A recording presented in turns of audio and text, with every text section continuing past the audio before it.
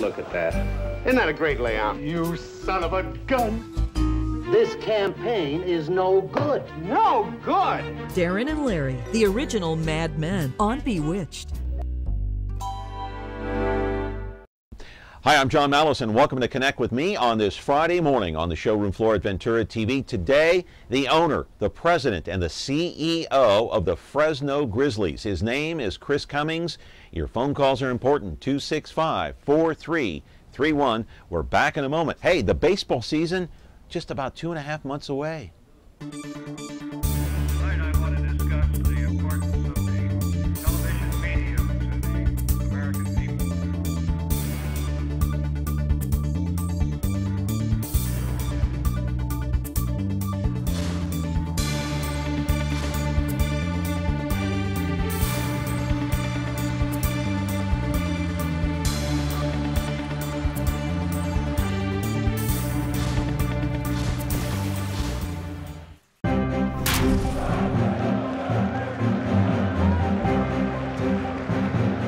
All right, we are here on the showroom floor at Ventura TV on this Friday morning. And of course, we're going to talk about the world of sports. And in case you didn't know it, we're just a couple of months away from the opening of baseball season. Did you know that next month, pitchers report to spring training? Now, also keep in mind, you know that Giants World Series trophy that's been making the rounds all over California and everywhere else? Well, you know what? It's going to be right here in the city of Fresno on February the 5th. And then on February the 7th, 2 days later, they're going to have a big banquet. It's the Hot Stove Banquet where Ryan Vogelsong, the pitcher of the San Francisco Giants, is going to be here live and in the flesh, in person. You can see him at the convention center that night on February the 9th. So let's put up on the screen right now, on February the 2nd, there's going to be a big job fair at Chukchansi Park. Your chance to get a job with the Fresno Grizzlies. Look at that, 200 positions will actually be open. Ticket takers, ushers, security guards, box office, team store, video crew, promotional team, housekeeping, lifeguards, bat boys. Hey, if you got a son or a daughter, a bat boy or a bat girl, grounds crew. That's right. And then the Grizzlies schedule. When do they open up? Look at that, my friends. Ladies and gentlemen, 72 home games this year. The home opener is on April the 4th. 7:05 is the first pitch against Tacoma.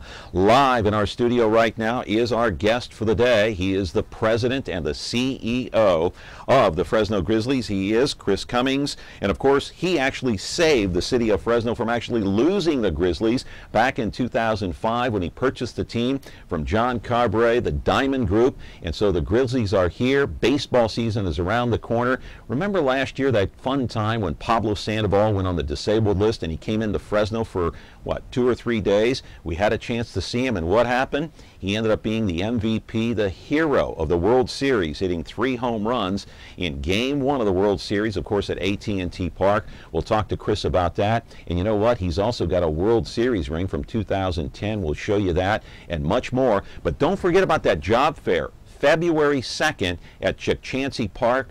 They're hiring 200 people. That's a great thing. We're back with Chris Cummings, the owner of the Grizzlies, and your phone calls in just a moment. Stay tuned here on Comcast. Ventura TV Appliance Center. We're the save energy, save time, save money place. The Energy Star qualified #1 rated high-efficiency Cabrio from Whirlpool Place. You heard right. Right now, save big on select Whirlpool Cabrio laundry pairs and pay no interest when paid in full within 6 months. At the hometown low price, think outside the big box place. Since 1951, Ventura TV Appliance Center. We're working hard to be your place. And welcome back. Chris Cummings is here. Welcome, Chris. Good to see you. Good to see you, too. You know, the first thing I noticed about you today is that World Series ring. That is absolutely beautiful. Absolutely gorgeous. So, are you excited about baseball season starting here in just a couple of months? I am. I was very excited in 2010 to be awarded one of the player rings. And I'm also looking forward to getting my second one in 2012. When does that arrive, by the way? The players get them on opening weekend, and I believe we're going to be getting our rings a couple of weeks beyond that. So it's usually mid-April or end of April. And this actually gives me quite the bragging rights with the other managing general partners of the other teams in the league, because a lot of those folks have managed teams for many, many years without having any rings, and we're proud of the fact that we're going to have 2 in a 3-year period. Well, I want to turn you to the monitor now. Look at some video of the man that helped get one of those rings for you, the 2012 World Series ring, which hasn't arrived yet. But I want you to take a look at the video here. Pablo Sandoval is the man that actually helped the Giants win the World Series. There he is at Chukchansi Park last summer when he was on the DL trying to go through rehab to get back on the Giants. I mean, this guy, you know, you look at him and he's so overweight, you say, how can this guy play baseball? And he's like one of the best third basemen in all of baseball. It's amazing. I have no comment on his weight, but I will comment on him as a person. We have lots of players who come through the team in the course of a season. Right. I think last year we had a total of 74 players. Players like Sandoval are truly a pleasure because he is such a gentleman. He was so cooperative and helpful. He knows how hard it is to operate a minor league team. And he was very helpful in signing bats and balls and gloves and things for us that we're going to be auctioning off. Yeah, I was very fortunate. I was able to take my son down there that day in the dugout. So he stood right near Pablo Sandoval. And of course, you know my son, I told you he's a big Giants fan. But, you know, those 3 pitches, those 3 home runs that he hit, all 3 pitches were completely out of the strike zone. I mean, it's amazing. And we'll turn you back around here. And so he's one of the guys, you can thank him for getting that ring later on. Oh, absolutely. I was at the game where he hit the 3 home runs, and it was very impressive. Yeah. We enjoyed that a lot. All right, let's put that ring that you have from 2010 up on the screen so people can take a look at it. And it is quite impressive. There it is. Our producer, Ara Kachatourian, took a picture of that with his iPhone just moments before the show. Look at that beautiful ring. How many diamonds in the ring? Do you know at all? Or? No, I don't know. Yeah. There are a lot of diamonds. There's a picture of the Bay Bridge on one side of it, a picture of the World Series trophy on the other side of it. The one-loss record against each of the teams that they played in the playoffs is on the inside. Mm-hmm. And it's very, very heavy, as you know from when you put it on. It is a heavy ring. I know. You mind if I borrow that for the weekend? Just wait a minute, you know. All right, just joking. But anyway, you know, when the Giants win the World Series, 2 out of the last 3 years, do you feel as an owner of the Grizzlies, do you feel like you actually won the World Series? Oh, absolutely. You should have seen I was with a large group of people for the World Series games. And we were all jumping up and down and pretending, well, you know, it is us. You know, if you look at that team and you figure the number of people who were on that World Series team who had come through Fresno, I think the number was 16 or 17 of the players. That is a huge number of people who came through our organization. Including Matt Cain, Lincecum, Buster Posey, of course, Bumgardner. Yeah. And you look at all the problems the Giants had. What their center fielder was, you know, he got banned from the league for using steroids. Lincecum was not Lincecum last year. They had problems. Sandoval went on the DL twice, and somehow, you know, Bruce Bochy brought that team together and, you know, acquired, of course, other players and was able to win it. It's an amazing story. Oh, it is, and they did it twice in 3 years, which is even more amazing. If you look historically at the number of teams that can put together back-to-back wins or multiple wins in a short period, it's not a lot of teams. Most of them are 1 win and out. What's your relationship with the Giants? Can you describe it? Well, I know everybody in the organization. I've known them for years, and frankly, when I first came here, the relationship with the Giants, between the Giants and Fresno, wasn't a great relationship. Why is that? Well, there were some personality conflicts between some of the people in the Grizzlies organizations and the Giants, and unfortunately that ended up having an impact on the relationship. You were able to smooth that out because... Well, the first thing I did when I came in is basically capitulate to anything that San Francisco asked of us. So if they wanted anything, our first answer was yes, and then the second question for us was how do we do that? So it took the first year of effort to make the Giants happy with us and to redevelop the relationship. But it was touch and go during that first season. The Giants were actually thinking of relocating to a different city. Yeah, and now everything is kosher. We just signed our most recent 2-year player development agreement back in August, so we're with them for at least the next 2 years, and my hope is that we'll be with them forever. And the reason the Giants have been successful in winning the World Series 2 out of the last 3 years, do you think in part it's because of the relationship that you have with them and because of the farm system that you guys have been able to develop here for the Giants? It is. Is that part of it? It is. And I'll give you a little digression about when we first came here. I came into the Grizzlies organization back in 2005, and our first season was 2006. So we worked through the season, and if you remember back to 2006, we did not have a stellar team, and our win-loss record was substantially below 500. So up comes the off season, and I go up to San Francisco, and I'm talking with the player development staff. And I said, you know, we had a pretty poor team this year. And they said, that happens, but if you look over time, it'll even off. So I came back to Fresno, and I did a study from 2000 through 2006. And Fresno was down here, and the median for the rest of the league was substantially better than our record. So I went back to San Francisco, and I said, you know, I can understand 1 or 2 bad years, but we've had a number of bad years. Well, that happened to be right about the time the Giants started focusing on player development and the minor league system. And I personally draw a correlation between my observation and discussions with the Giants and their change, although they would probably say it had nothing to do with it. And since that time, we've had a much better team. The last couple of years, our team has been very competitive in the first part of the season. We have fallen back with the rest of the pack during the second half of the season.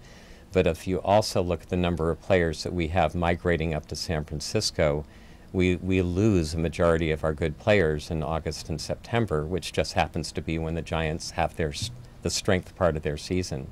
Right. Well, I think it's safe to say that you can thank Chris Cummings, the owner of the Grizzlies, for helping the Giants win the World Series the last 2 out of 3 years, because part of it is that relationship between their minor league farm team, the AAA franchise that provides them and farms out a lot of these players like Buster Posey.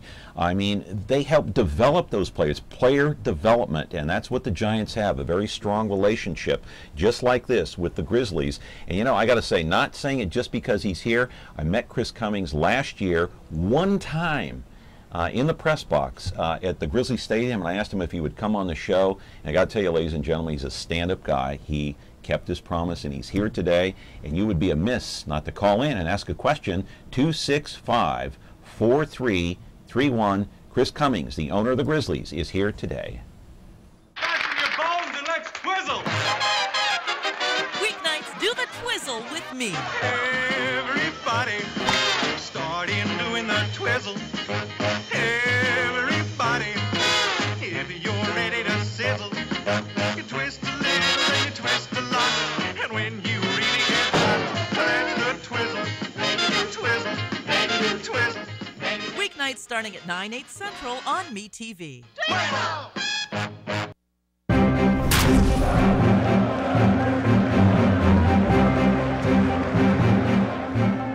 And you know, I want to mention this again, and I'll keep repeating it throughout the show. February 2nd is that job fair at Chukchansi Park. You've got to go out there. They're hiring 200 people. There's the graphic again. Look at that.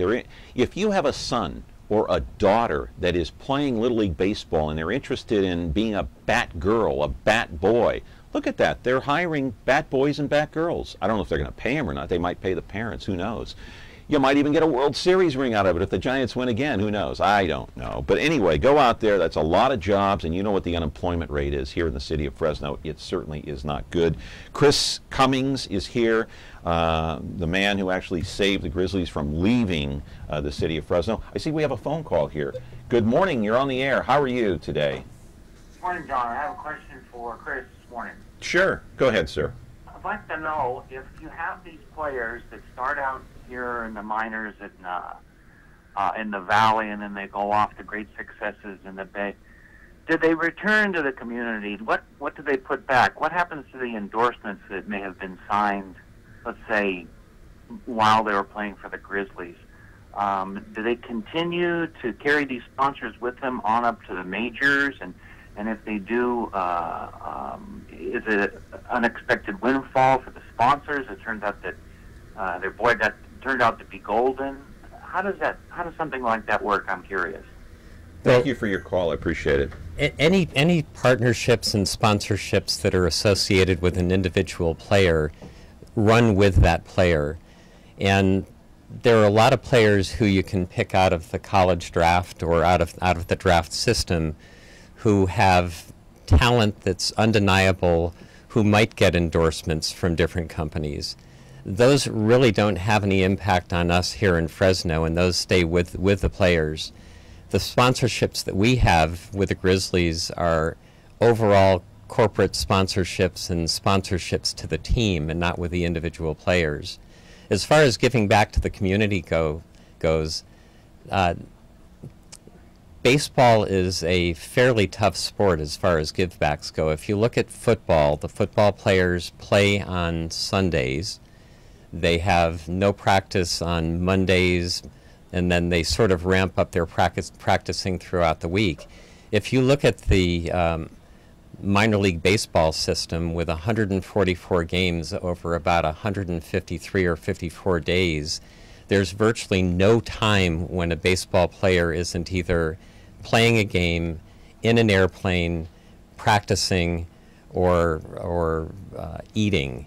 You know, there's very little opportunity for us to get them out in the community. That being said, we do try to get some limited access, particularly with the pitching staff, which has a little bit more flexibility.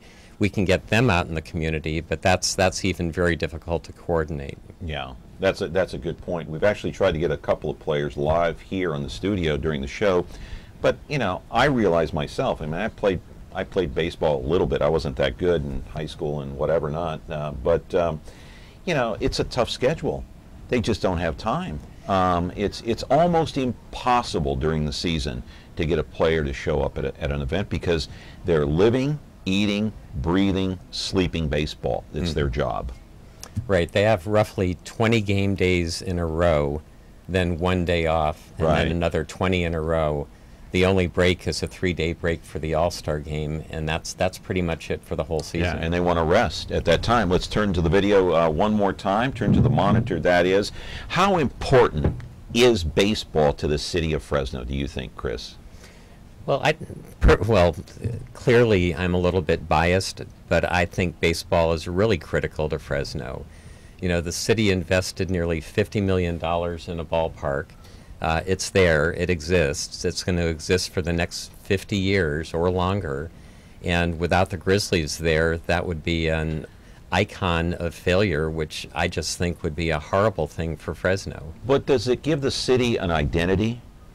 Well, it absolutely does. There's a lot of exposure through the baseball world and through the sporting community, and I think it's critical for Fresno to have that type. What do you think of those naysayers that say, you know, that ballpark, it's costing us a lot of money, it should have never been built in downtown Fresno, you should have put that thing up north, out beyond Herndon, north of Herndon. How do you respond to some of those naysayers and those negativity in terms of comments? Well, it's easy to use hindsight and look to the past. It's my job to look to the future. I can't tell you what would happen and what differences there would be if the ballpark were located north of Herndon. Right. I can only tell you that we have the ballpark located where it is, and we're making the best of it. We think the location's great. It's easy to get parking downtown. There's plenty of it. It's easy to get here on the highway system. You can get to the ballpark from anywhere very quickly, and we're only 2 blocks away from any of the exit ramps from any of the 3 major highways. You know, my favorite baseball stadium of all time was the old Yankee Stadium, the one they tore down. I still can't believe it's gone. And I like Wrigley Field, but my favorite one right now is AT&T Park. There's no question about it. And my second favorite is Grizzly Stadium. It's almost like a miniature AT&T Park, is it not? It is, but I have to correct you on one thing. Okay. Chukchansi Park and not Grizzly Stadium. I know. I call it Grizzly Stadium, but it's out of habit. I understand, but I have some great partners Chukchansi, up in the of course. foothills who are very interested in making sure the ballpark is called by its formal name. All right. Chukchansi Park, I stand corrected. We're going to continue our conversation, talk a little bit about attendance, maybe some ticket sales and prices, and don't forget that job fair on February the 2nd. And by the way, the World Series trophy is going to be here on February the 5th at Chukchansi Park, and also the dinner, the hot stove dinner on February the 7th. We're back with more of our conversation with Chris Cummings in just a moment. Is taking care of laundry taking too much of your time? Have you become a missing mom? With a new fast, efficient washer and dryer from Ventura TV Video Appliance, you'll spend more of your day the way you want. This Amana Super Capacity Washer Dryer Pair is now just $6.99, and this heavy-duty Maytag Super Capacity Washer Dryer Pair is only $8.99. Don't spend your life on laundry. Upgrade today at Ventura TV Video Appliance and save. And I want to talk a little bit about attendance now at Chukchansi Park, as I stand corrected here. And the opening of the baseball season, of course, starts on April the 4th against Tacoma at 7:05, just a couple of months plus away from the opening of baseball season here. Let's put some graphics up on the screen. And this is, Chris, this is the attendance from 2011, of course, and then 2012, so it dipped a little bit, but you know, it wasn't that big of a dip. And of course, in 2011, the Giants were coming off that World Series win. Absolutely. The World Series win gave us about a 50,000 person bump over the prior year. And then there was a little bit of slippage last year, and right now we're projecting higher than last year, or we're targeting higher than last year in our sales to date.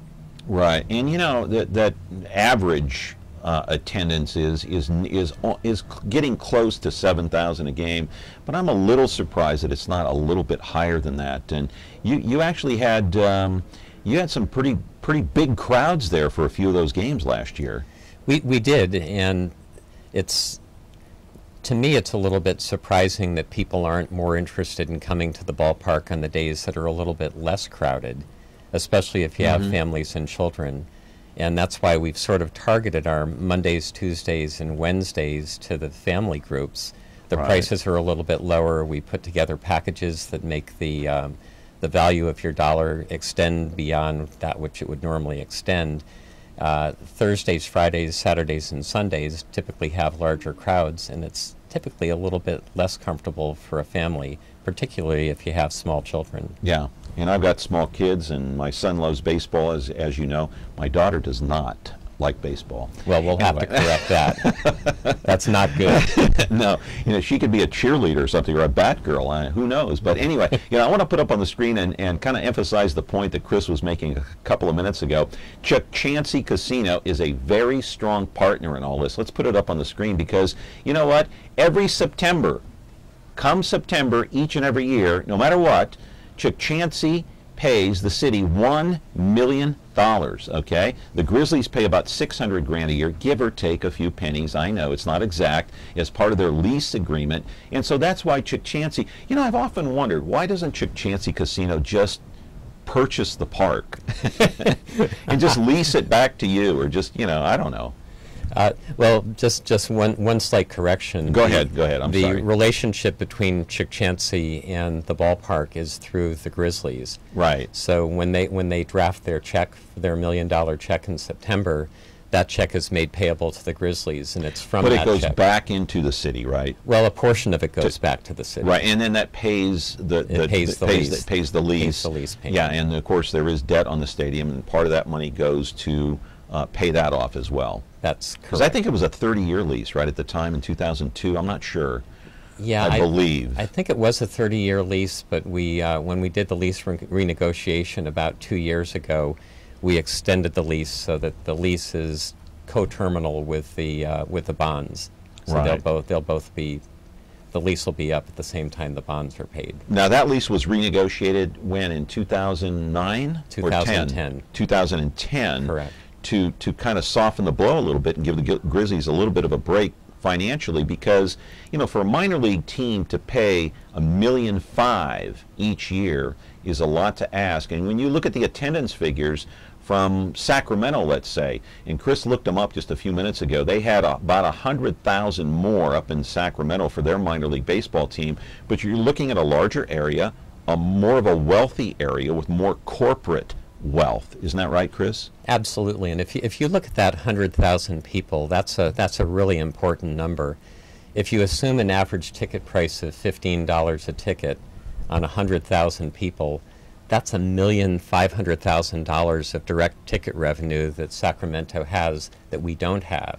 Mm-hmm. That's also another 100,000 people who are in the ballpark buying hot dogs and beers and sodas and other things from the concession stands. And it's also that additional people, that number of additional people buying merchandise. So Sacramento automatically, right up front, has about a $2 to $2.5 million advantage over us, just by virtue of that extra 100,000 people who walk through the turnstiles. Chris, I would be amiss not to mention the Greenwalds here on this program, because Doug Greenwald was a guest on my show here last year. What a great gentleman. He is a total gentleman. Let's turn to the monitor one more time. There they are. There's Hank Greenwald on the left, of course, the famous broadcaster for the Giants and the Yankees, and his son, Doug Greenwald, the voice of the Fresno Grizzlies. And, you know, you're lucky to have this guy. He's a great guy. Oh, I agree. Doug is one of my favorite people, and it's really a thrill to be up in the press box watching him work, because he'll have his computer open, his iPhone operating, he'll be looking at emails, doing tweeting and texting, and have his media guides open, and he can do all of that, and at the same time he can be talking and be lucid when he's talking. I have a hard time walking and talking at the same time, so I'm really impressed with Doug. Yeah, me too. Now, did you get a chance to talk to Hank Greenwald, his father, much? Or? I've had a number of conversations with him, and frankly, his family likes my dog, and I have about 175-pound English Mastiff, and I guess the Greenwalds in their history had a very large dog too, so we had a couple of things in common. I walked in with the dog with me one day, and it was kind of a fun time with him. What do you hope for this season, besides the Giants winning the World Series again? Well, you know, I hope that we have as many fans make it to the ballpark as we can. We are doing one thing different this year that we haven't done in the past, and this is something that we've been working on for the last year. When I came to Fresno, I sort of thought that this ball club should be operated the same way all of the other baseball teams were operated. And then back in 2007, 8, and 9, when the large corporate companies in Fresno started disappearing, I started feeling sorry that we didn't have the same opportunities that they have elsewhere in the baseball world. However, when I started being directed by people to what Fresno actually has, we have much more than the rest of the baseball world. We have farms here, and those farms are huge businesses employing large numbers of people. And those are our corporate sponsors, or our corporate partners. They're very important. And unfortunately, the time goes by so fast, they're counting me down. We're out of time already. But Chris, I don't know if you can make me a promise. Next year at the same time, can you come back? Absolutely. I'd love to. All right. We'd love to have you back as a guest. All right. Chris Cummings, the owner, the president, and the CEO of the Fresno Grizzlies. Remember, the job fair, Chukchansi Park, February 2nd. We're back on Monday with Marv Harrison of KNXT, Channel 49, the religious station. We'll have him as a guest on Monday. Have a great weekend. We'll see you back here on Monday.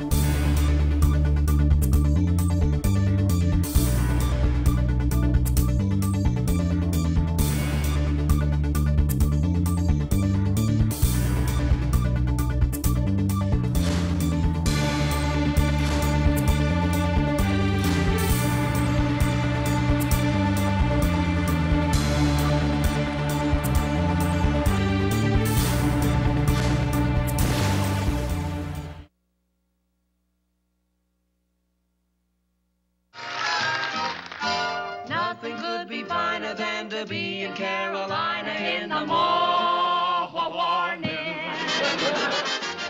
Nothing could be finer than to be in Carolina in the morning.